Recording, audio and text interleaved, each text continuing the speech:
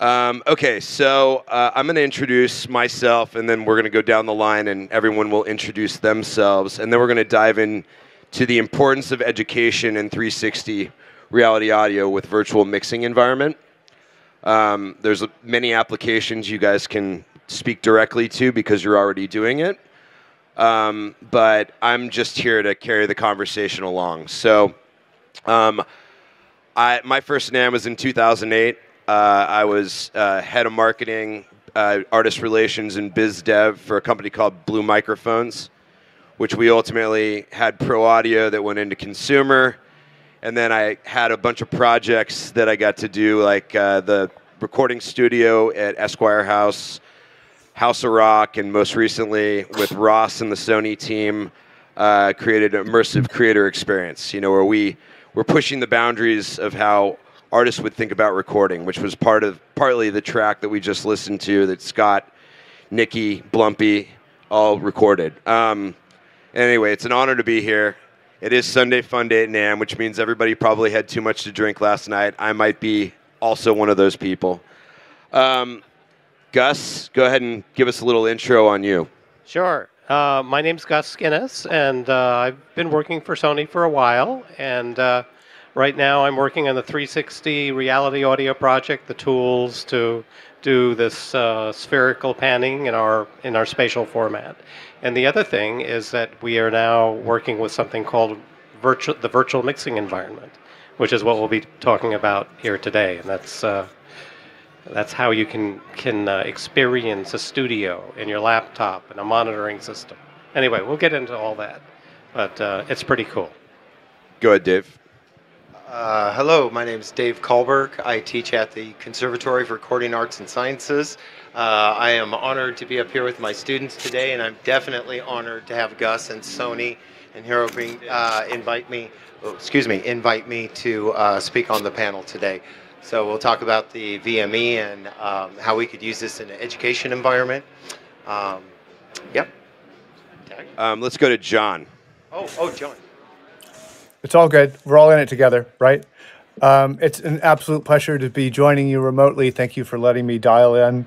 My name is John Merchant. I'm a recovering audio engineer and producer and now a teacher here in Tennessee, so I'm doing my best to stamp out ignorance here. I'm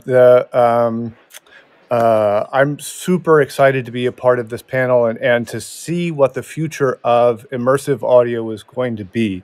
It's, the students who are exploring this now are doing just like these amazing, creative, interesting things. I'm super excited to see what the students at Crafts are doing. I must say, all of the grads I've ever met from Crafts, they are just amazing. Like, they really know their stuff.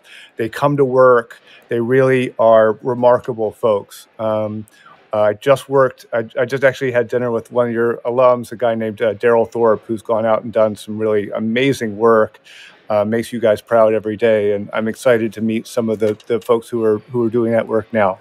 So yeah, I'm in particular, I think the new virtual monitoring that Gus got to show me in December is just amazing, like just mind-blowingly fantastic. It's really exciting for what it can do for students and for the industry. Awesome. Tag. My name's Taggart Ashworth, and yeah, we attend the Conservatory of Recording Arts and Sciences. Dave is our teacher. He's really the inspiration for us being out here right now. I'd like to thank him for that. But yeah, we're just super excited to be here and talk about how much we've enjoyed hearing everything in that environment, the virtual mixing environment. We actually just got to demo it, and it was awesome. But here you go. Go ahead, Kim. Hi, I am Kimberly. I go by Kim. I am also a student at the Conservatory of Recording Arts and Sciences. I think I speak for just women, moms, because I am a mom myself, and parents in general, of how important it can be that this new software is coming out and the opportunities that are available to you. Because sometimes it can feel like doors are closing, but this new technology really is opening eyes. And I just want to thank Dave. I want you to know that it takes great teachers to make great students, and we are very excited to just be at the cusp of this new change. Thank you. I love that. Noah. Yes, my name is Noah, and I'm also a student at the Conservatory of Recording Arts and Sciences. And Yeah, we're out here at NAM and we just got profiled, and I'm still blown away by it. But we're actually going to have a class on it tomorrow or on Tuesday, so excited to learn more.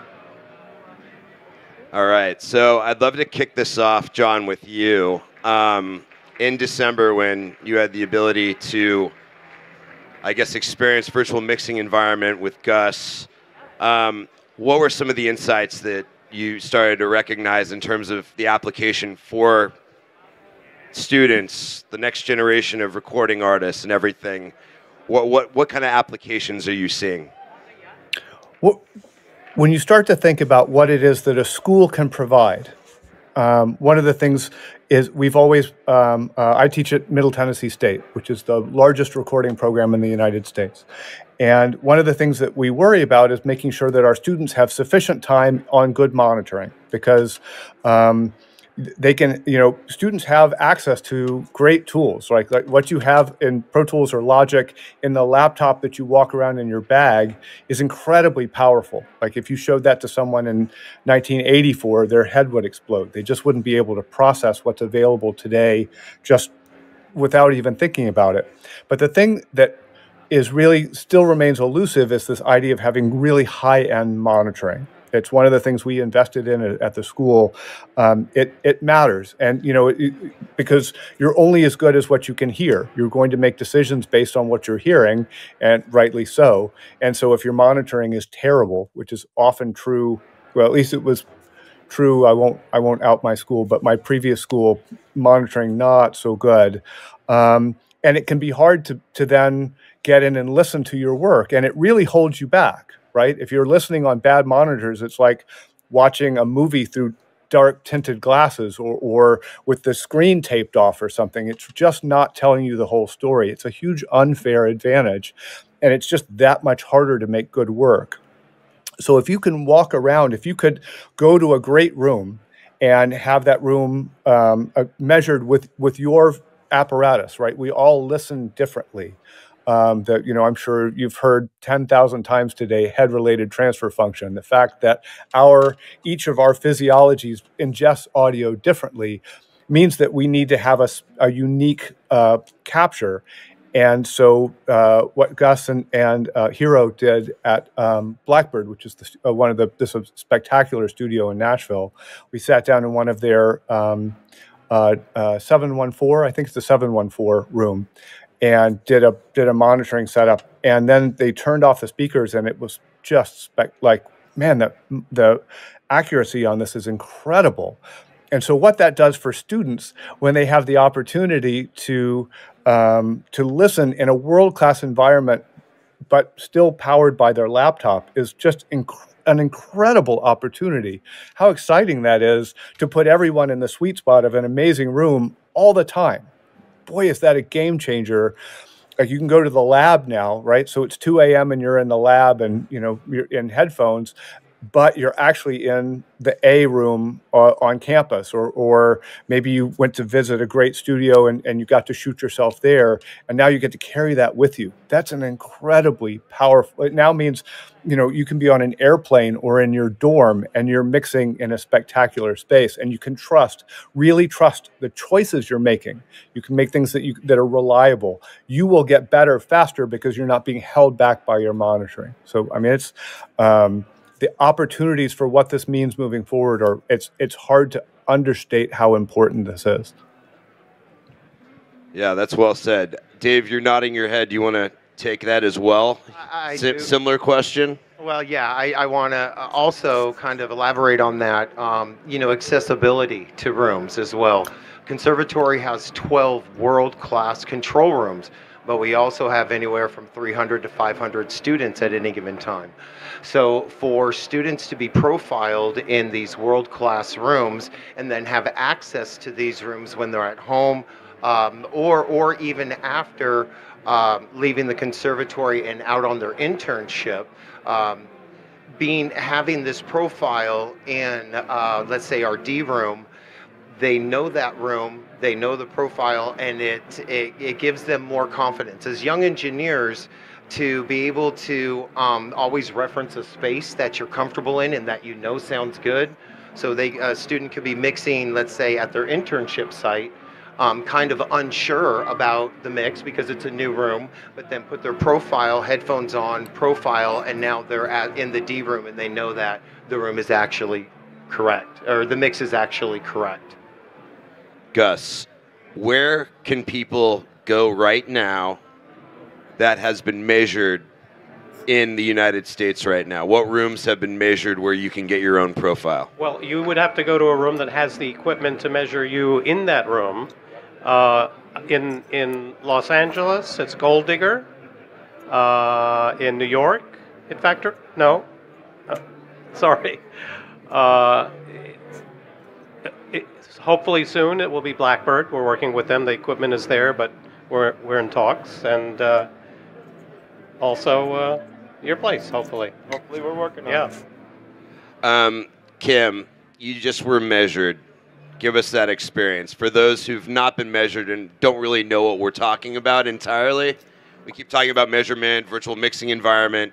Humanize this for us. Okay. Honestly, it is everything I did not expect. My brain felt tingly after the experience. That's the only way I can really describe it. It really does immerse you into this human experience. I personally studied psychology in my undergrad, and so I feel like I'm very in tune with the whole how the mind and the cognitive relationship works. But so being in the room itself, I really did feel like all these senses were being activated, and the experience was brought to life. And it's just a one-of-a-kind experience, and I just really wish everybody would be able to do this and try this. So last year at NAMM, right above us, it said immerse yourself. And I think every single day from April NAMM last year, I've heard the word immerse. Immersive experience, immerse this, immerse that. What is immersive to you, Noah? Immersive to me is when my brain is convinced that I'm hearing the sounds that are in front of me, even though they're not. They're in my headphones. So when I experienced that in the profile room, it really just melted my brain. And yeah, it was fantastic. Yeah.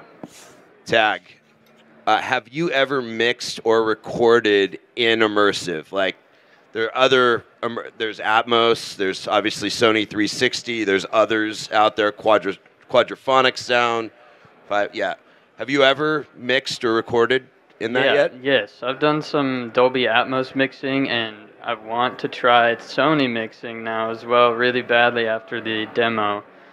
But it was in the D room back at Crass, just trying out everything, and it's been really awesome. They actually came to Crass and showed us it in that same room, and to me, it was definitely better than the Dolby Atmos stuff. But we'll keep that for later. Well, Atmos has been a stepping stone, and John, this one's for you. I'm just going to give some stats right now. There were 40 million songs uploaded to the DSPs last year. 40 million. Only 20,000 of them were actually 360 mixes, and I don't know how many Atmos mixes on Apple Music, but these kids are going to school, and I've heard this whole idea that a gold rush is coming. Being able to mix in Atmos, being able to mix in 360 is going to allow people to differentiate their music from cutting through the noise of the 40 million tracks up there. So what do you see happening over the next couple years as we move a little bit more into immersive? Because it's just a better listening experience, isn't it? It absolutely is. One of the things, I'm very old. Like Moses and I started mixing together, so I've been doing this for a while. And I'm old enough to remember when music in surround was the next big thing, right? 5.1 music mixing was going to be the next big thing, and it just died a death with consumers. I think for two reasons. One is that there were competing formats, which is never good news. But the other was that a lot of the content that was put out was just terrible. Like, it was really not done well. And so I'm excited about the opportunities that immersive brings us, and I'm very concerned right now at where we are in the industry, because this is a critical time for consumers to buy in. That if too much non-ideal content, let's not be so judgy. If non-ideal content is released and there's a lot of it, audiences are just going to go, well, this isn't worth it, and I'm not going to buy into this. And that is how a format dies, right? I'm perfectly happy with stereo. That works. I own headphones. I don't see the value in investing in 14 more speakers, so I'm not going to do it. And so we lose out on the opportunity that could have been amazing. What I'm optimistic about is that there are people now who, like your students and our students, who are exploring this and actually working to create content that's going to really be worth listening to in immersive, where we're listening to it with height channels, with the side and the rear channels, makes a difference, right? And when you hear great mixes, there's I don't know if you all will be watching the Grammys next week, but a week from today, they have all these different categories. One of those is best immersive mix, and there's some really good mixes available. And actually, the one that's won the award for the last 2 years was actually done with the Sony system, right? With the Sony reality system. That's may not be an accident, is because it's just such a musical sounding, especially with the floor mounted speakers as an option, right? It can really sound great. So as long as there's great content out there, I think that the format is going to shine. And the fact that you all as students are learning how to make that happen is super exciting. Actually conceive of a project in immersive and, can I think will accelerate the process of creating work that draws in audiences and allows the format to flourish. But I really see this as a critical time, because right now there's an awful lot of, we're going to call it okay mixes, and that don't draw in audiences. We need things that are great. So go make things that are great, you all. Dave, same question for you, or you can answer the question you want to answer. Well, I just wanted to elaborate that Surround 5.1, it did fail for music, but it was very popular and excelled for motion picture, for video games, and that's really where it got its hold. And I think also with the content, maybe not the best, but also it wasn't accessible to the end user. And now all of us can experience immersive audio on our cell phones. And now this is a very exciting time, because I believe that the immersive music will be, it is now available to everybody to experience it. And you're talking about, 14 more speakers. Again, it works great for movies, video games, but as far as listening, people on the go, everybody had their iPods and their MP3 players at the time, and so on. And so now immersive is available to everybody, just right in their cell phones. So I'll extrapolate a little bit on that. So if you guys have headphones, any headphones can hear immersive. So you don't need a special system. You can take your iPhone on the run, and you can listen to immersive in any headphone. So now Sony has the MV1 headphones, which are perfect and were created for immersive. All right, let's talk about gear. What are you guys currently using for headphones? And have you guys tried the MV1s, right? All right, let's talk about that. Well, I have AirPods, and then mixing on, I use the Warm ones that we got from Warm Headroom is the specific name of them that we got from Crass. But yeah, we did just try those MV1s out, and they are absolutely beautiful. Compared to the Warm ones, with the immersive mixing that I've done, it's hard to describe, but it's definitely not as wide of a sound stage. Like, it's so much more expansive, like everywhere around you. That's the best way I could describe it. Yeah, so we got the same package. We're all in the same cycle. I currently, I have for headphones, I do have my Warm headphones. I also have some Sony 360, the MD. forget what they are because I think it's an 8XH. Which ones are they? Anyways, but I have some of those, and those do give me the 360 like experience before I got to try this VME stuff. But yeah, it's just really cool to hear like all those sounds and how they come together in your ears. I'm still kind of processing what we just went through, but it's honestly really awesome. It's just indescribable. Yeah, going off of that, the headphones I use, I typically notice them when I'm wearing them, and when we were experiencing the profiling and everything with those headphones, weightless. It just really felt like I wasn't even having headphones on, and I could hear everything around me like through the speakers that were around me. So Gus, this one's for you. I mean, you've been around the block a little bit. We've talked about it. I know you, much like me, have worked with a lot of creators, and you've seen movements of time. We talked briefly earlier about the introduction to stereo, which was in 1957, and it was actually promoted as 360 sound. So go figure. And then in '91. Pro Tools came along, and it was the first DAW that went mainstream and allowed you to create digitally without tape. There's still purists doing tape. God bless them. So you've seen this 34 years, and then now here we are, 360, also 33, 34 years later. Are we going to still create in stereo, or what are you seeing? The writing seems to be on the wall. I think we're gonna keep creating in stereo as well. And just so you know that even with VME, if you go into a room and you have the measurement of all those speakers, if you just turn on the left and the right, you have that room in stereo. So you can also use these measurements to have an incredible monitoring space for stereo too. And yeah, I think stereo is still gonna be there.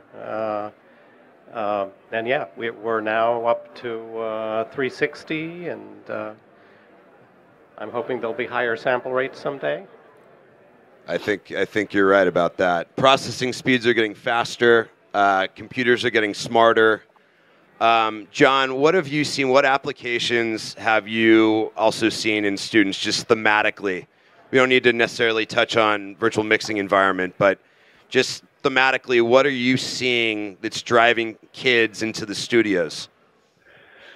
Well, we can't keep them out of the studios. If we encased them in concrete, they would find a way to blast through. I'm willing to bet, Dave, your students are the same, right?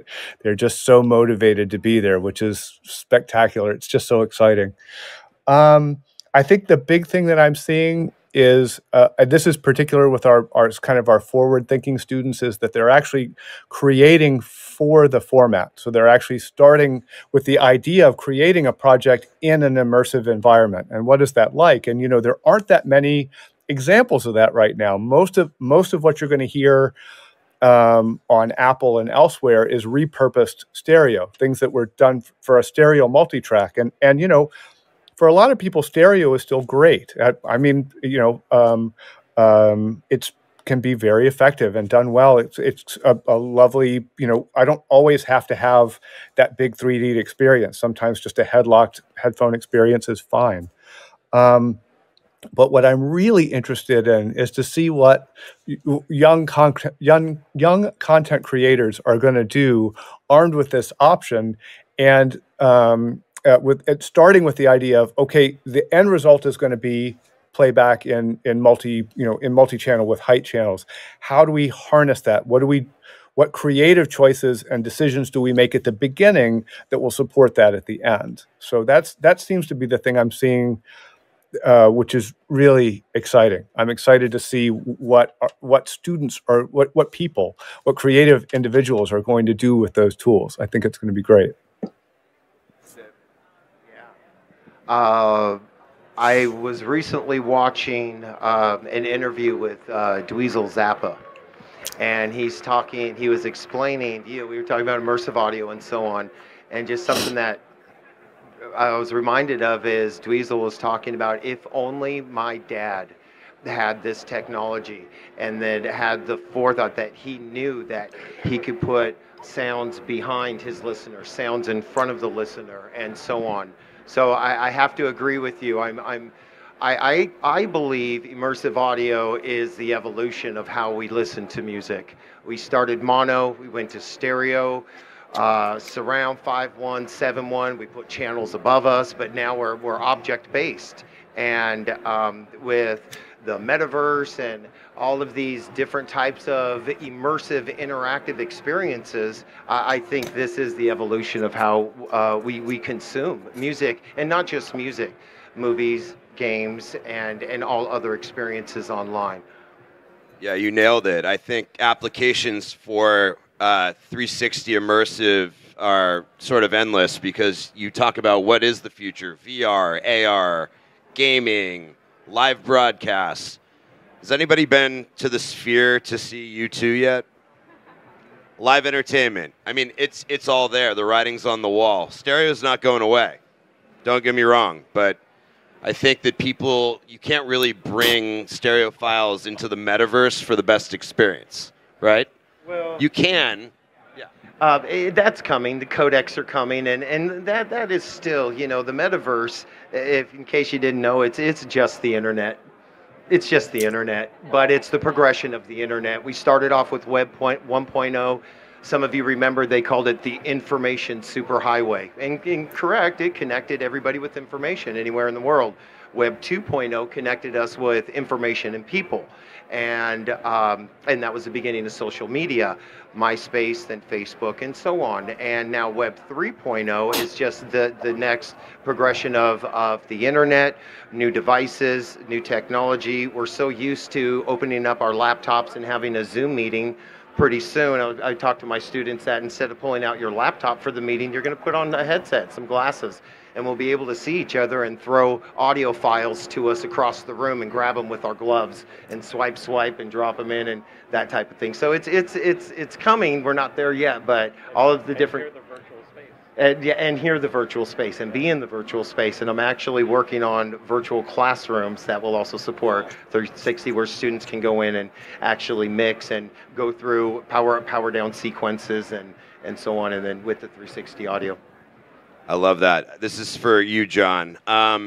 Collaboration is so important, right? So you have the education, and then how do you learn? Well, you got to go out there in the wilderness and do, right? How do you foster collaboration within the school? Boy, that's a terrific question. So one of the challenges that we have is that we are not a school of music. Most recording programs are in schools of music. We're actually a college of media and entertainment.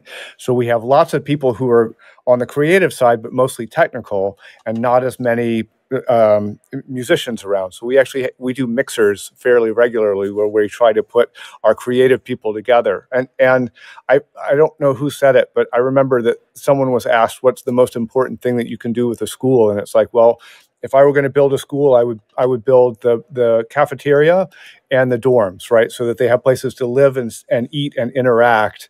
And then if we have a lot of money, then we'll build classrooms and hire faculty. But the main thing is creating a space where young, creative, interesting, enthusiastic people can come together and start thinking about what it is that they can do to collaborate. So one of my favorite projects that we've done recently was we had our animation students created a 360 film, and our recording students created a soundtrack for it, and a 360 soundtrack, and did all the dialogue and the sound effects and mixed it, and it won like best in show at SIGGRAPH or something like that. It was really pretty cool. So getting the best thing that we do for students is give them the tools. And it's like throwing red meat to lions. Like, okay, work on this, and then we stand out of the way and watch them do amazing stuff. And Dave, I suspect you see your students do that too, right? Yeah, I'm going to have you answer that as well, Dave, because I think it is important. Collaboration is really everything. And I like, John, that you pointed out tools. This is where Sony comes in. Sony wants to be a part of that entire process, from the creator tools on the software side, to the microphones, to the headphones. And we want to be able to partner. Like, we foster collaboration. We want to hear what you guys are up to. We want to hear what products we can create for you to make you better musicians, to make you better creators, to make you better engineers. So, all right, Dave, how do you foster collaboration within the schools? I encourage students, all of our students have projects that are due. Everybody has a 5th cycle project and a 10th cycle project, 12 cycles, 3 weeks a cycle. And the best thing is anytime a student does a project, they bring all their classmates in to help them. So one can be an engineer, the student doing the project can be the engineer, and then their classmates can come in and be musicians, rap, vocals, sing, play guitar, and so on. So I always encourage the study groups, and I always encourage these guys to get into the rooms and use these tools that are available to them, and that leads to VME. Because when they leave school, now if they have the profile of a couple different rooms that they are very, very comfortable in, and they know that in this room, if it sounds a certain way and my mix is good in this room, I know it's good. We used to do the car check. Go out to the car, check the mix in the car. So, and this will, not only do they, it gives them the opportunity to collaborate and work together in projects, but when they leave, they also have these tools with them, and they get to take the rooms with them. We can measure you in the car. I know you can measure me in the car, Gus. So before I go to you guys down there, Gus, explain what the perfect optimal setup is for VME 360. Well, the thing to start with is a very good monitoring system, good acoustics. You don't want it to be too live. If you sit in there and you play sounds coming out of the speakers in the room, you want to make sure that without the VMA, they sound like they're coming from the right place.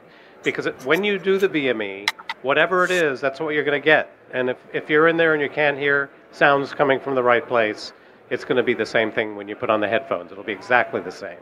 So that's really important, you know, going into a good space, yeah,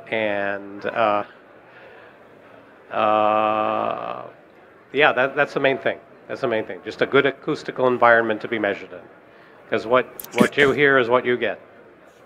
Can I just add one thing? I don't know if you can hear me. I don't know if you have to bring me up on the fader. Sorry.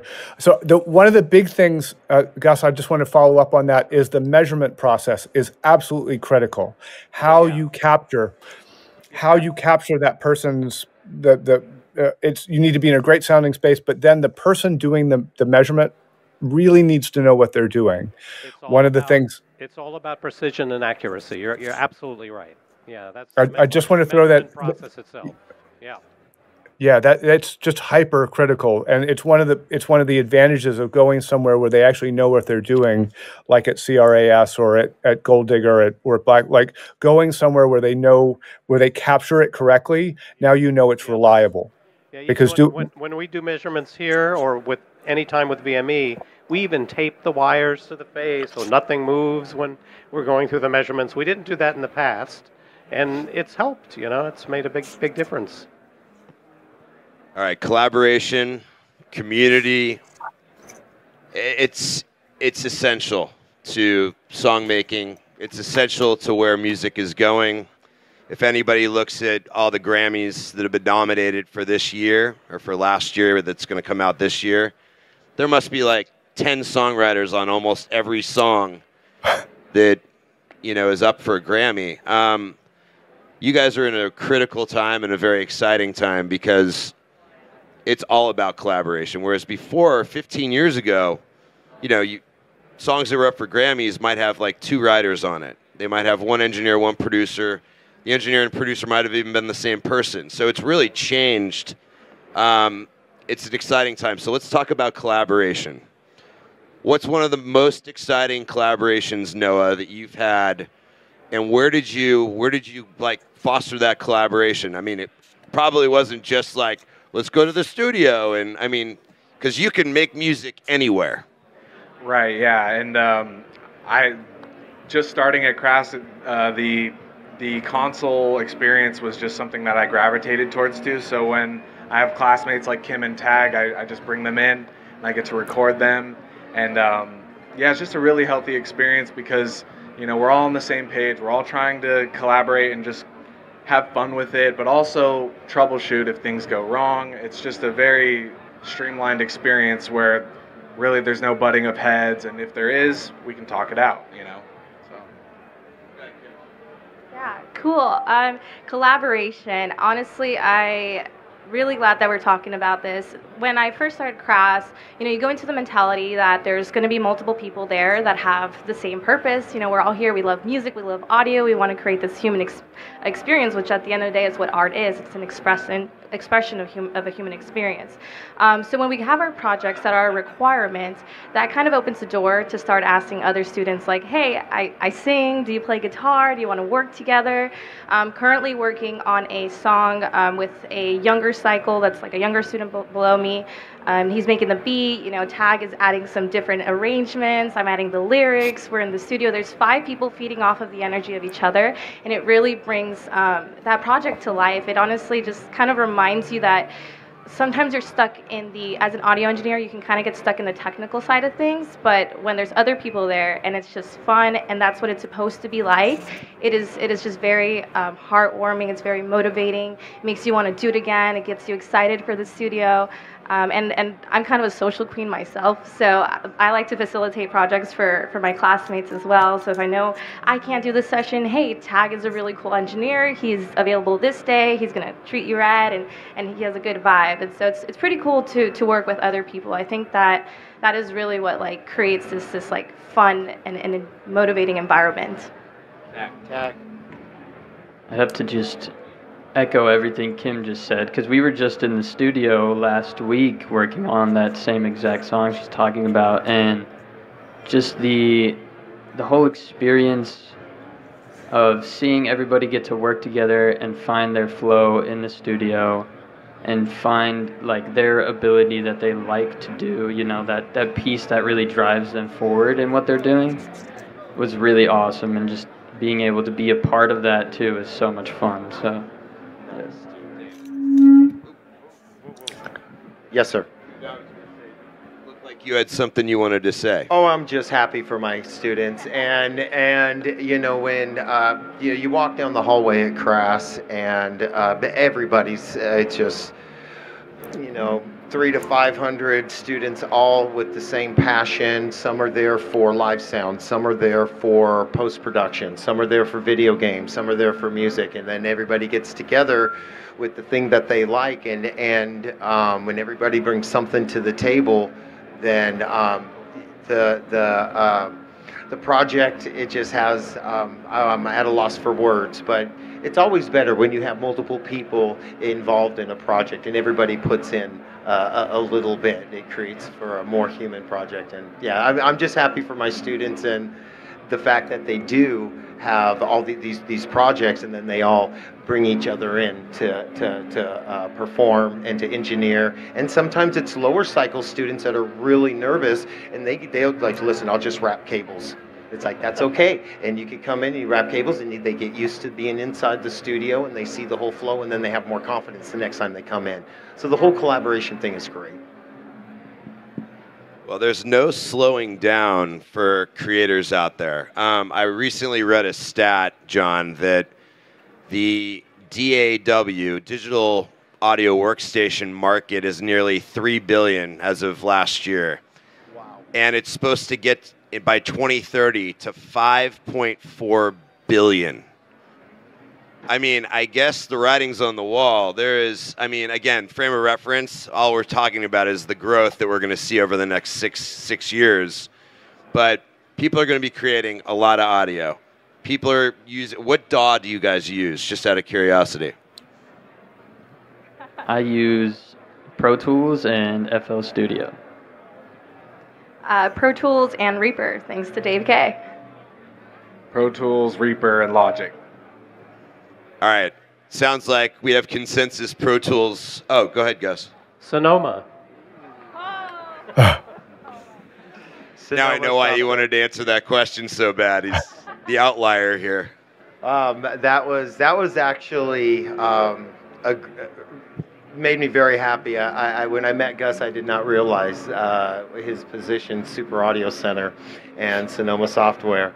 And I built my room to be a high-resolution room. So up to 768 PCM, 32-bit, 11.2 DSD record and playback. And so, yes, I'm definitely into high-resolution audio, and in my opinion, DSD is the closest you can get to the analog waveform. I think Gus can agree on that. Yes, I do. John, what's your setup? What's your DAW? So I've been using Pro Tools since 1994. So I've been using that for a long time. At the university, our students use everything, right? Logic and Ableton.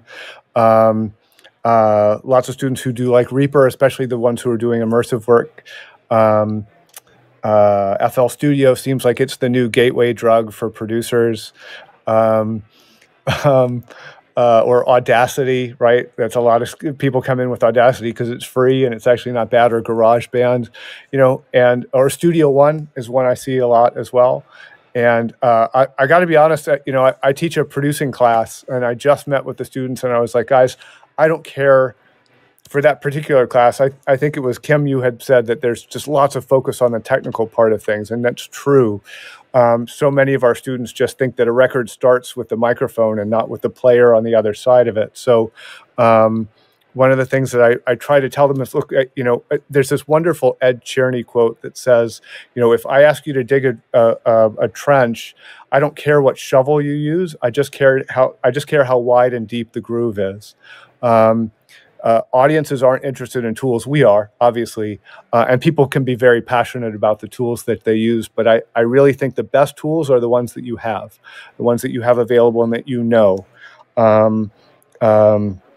And Dave, to your point again, I think you should advertise on the fact that you can take our studios home with you, right? When you finish your degree, you're going to take the studios with you. That's an incredibly powerful option that you're giving your students, because it's like you might leave us physically, but you will always take us as a part of you professionally. That's a huge advantage.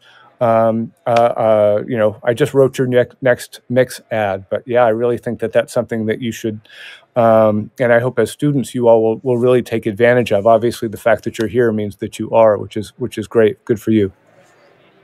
Thank you. I again, not only being able to take the studios with you, but I also think it's that for new engineers, that confidence, that home, that safe spot. That again, an intern is in a new studio and they're mixing. They think it's good, but they're not sure. That they've only been in here a couple times. But then to be able to take that with their gear, their headphones, 360. Put in their profile and listen, and they're like, yep, it is good, and that's kind of that reassurance. So it's taking the rooms with them, and then also something to help them with their confidence in mixing and kind of I agree. I kind of fiddled on that one, but and also have that quality mixing time. When I went to school, it wasn't like this. There was one control room. You're lucky to get in there, and when I did get in there, I was just so nervous about taking up other people's time, and I just couldn't think, I couldn't listen. I didn't learn anything. But if I had the ability to just go to my space and put on the headphones and concentrate and do quality listening and have the time to do it, I think that would have made all the difference in the world, and that's one of the reasons I think this technology is so important to education. And then when you do, when you practice at home and you get it right, then you could take that mix into the control room after the fact. Right. Yeah. Imagine if you played, I don't know, cello, and you only got to use a cello for 3 hours a week. Like, how good a cellist are you going to? You're going to suck at the cello, or because you won't have had the time, or like Gus, you're going to I'm so nervous. I'm going to break it. Like, how do I hold this thing, right? About the time you can get it working, you have to give it to the next person, right? It's a huge advantage to be able to luxuriate, to marinate in that time, and really not feel like you're being rushed or pushed out of the room after 2 hours or 4 hours. That you take it with you. Like, it's really makes you proud you live this long. Yeah, and hello, test. Okay. Yeah, and I think one of the important things I kind of brought it up earlier. So we're all in our last cycle, and we're looking into our internships now and where we want to go. Some people are going to the big music cities, LA, New York, Nashville, but then there's people like me who I'm a mom, I'm a single mom, I have a 2-year-old, and getting studio time, like quality studio time, is super important, and just again, it just kind of reinforces that idea that it's opening up all these opportunities for you, regardless of where you are. And for me, like personally, also, I don't always have the time to book the studio. Like at Crafts, we do 6 to 1. But I know that if I put on my headphones, I can mix if it's like late at night and my son's sleeping, 1 a.m. or wake up early and continue to mix and continue to get that practice. So I think that's just really cool to know that those opportunities exist. Yeah, the power to collaborate regardless of your physical location is a huge, that's like this remarkable tool. So that's exciting. All right, we are nearing the end of our beautiful panel, but I am interested. What's next? It's a very general question, but what's the thing right now you're most excited about? We enter the 2024 year. It's January. We got 11 months runway. What are you most excited about? And it's a general question, so there's no wrong or right where I'm trying to go with this. And Tag, since you got the mic, you get to lead it off. You're good. I'm just gonna say probably the internship that I'm going to in Nashville. Whatever it's gonna be, I am super excited for it. Hopefully studio work or in live sound, but either or, I'm so ready for it, and hopefully some immersive stuff in there too, because that would be really fun to deal with out there. But yeah, that's the next step for me, and I'm super excited for it. I am most excited about, honestly, is just getting studio time in Dave Cave's studio. It's looks like it's, again, just at the edge of technology. It's really cool to know that that opportunity is in Arizona. I also do photo and video, so I'm looking to just expand my knowledge in audio and how to create and really relive that experience, which I think, again, VME does really good at is replicating that for each individual. So I'm just excited to learn more about it. I'm also excited to learn about the implications that it can have with coming from a psychology degree, how that can be used in that field as well, because I think it has a lot of potential, with the whole psychomusicology concept. Going off of that, yeah, I'm echoing what they're saying. I'm just excited for internship as well. And just being able to use a lot of the skills that I was taught and practiced over the 9 months that we were attending the school. So, yeah, it should be pretty exciting, and yeah, I'm looking forward to like anything that's thrown at me. So, where are you going? I'm gonna be in Anaheim for my internship, but yeah, I'm really just like really ready to explore any option that's available. So, yeah, go grad. What are you most excited about? I'm excited about the updates for 360. I'm excited. I'm very excited that last week Conservatory taught the very first 360 Walk Mix Creator class, and that's huge. I have pictures of students with headphones on, smiling, big thumbs up.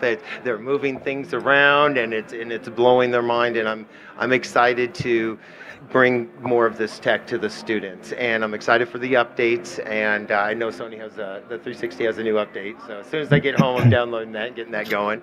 And just to see where the future takes us. Again, I do believe it's the evolution. And I do think that we'll always mix in stereo. We'll always have two ears, but I really believe that that this is the evolution of how we experience music and audio. Well, I'm excited about taking audio up in the quality, raising the quality bar for what we hear. Part of it is the immersiveness of what we're mixing and stuff like now. But I think we also should look at higher quality audio recording. And these formats, these immersive formats, should go there as well, where the quality of the audio is higher. Because, 48K, that's 40-year-old technology. Where are we now with video? What is it? 8K video? And how many times has that just exponentially increased? So that's what I'm excited for. I want to see that happen. I want to see it happen with 360, and so there. I actually want to add to that.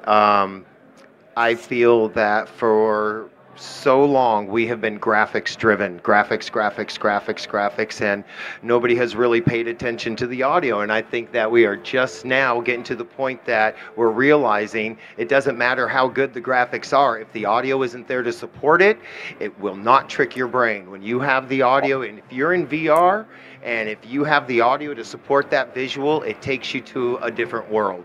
And so that's why the PlayStation now has the new Tempest engine, and everybody's figuring out that audio is just as important. You can't have one without the other. I'm very excited about that. John. Yeah, so like if you watch a movie and the screen goes out, but the sound system keeps working, you completely know the story, the emotional component, right? A movie without visuals is radio. But if in that same theater, if the sound system goes out and the screen keeps working, it's like I don't really understand what's happening right now. Like a movie without sound is surveillance footage. So it matters a lot. The thing I'm excited about is to see what, and I'm mostly excited but slightly terrified, is to kind of see what's going to happen with AI and its involvement, like how that is going to evolve. It's lots of promise. There's also lots of hype and lots of foolishness, and so it's really hard to sift through what the opportunities are. But it does seem like there are some companies. A friend of mine runs a company called Lander. Daniel Rowland. He's been there. I think he did 70 panels at this week over the last 4 days. So you've probably seen him, but he's really in that space of music and AI. They've actually just released a mastering plugin that's really impressive. So I'm very curious to see how those, and I see 360 audio or immersive audio and AI as a really interesting marriage. I'm very curious, and I have no doubt that Sony will be on the forefront of making those things happen. So I'm very curious to see where those go. I love that you brought up AI. We haven't really addressed that at all. But one thing I did hear last week that resonated, and it was regarding radiologists. Will radiologists be replaced by AI? No. But radiologists who do not use AI will be replaced. So as we look at song making, and we're looking at tools, and we look at AI, it's just like having a cool electric guitar. It's just going to be part of the songwriting process. When tag's not available, they'll lay down, whatever that is.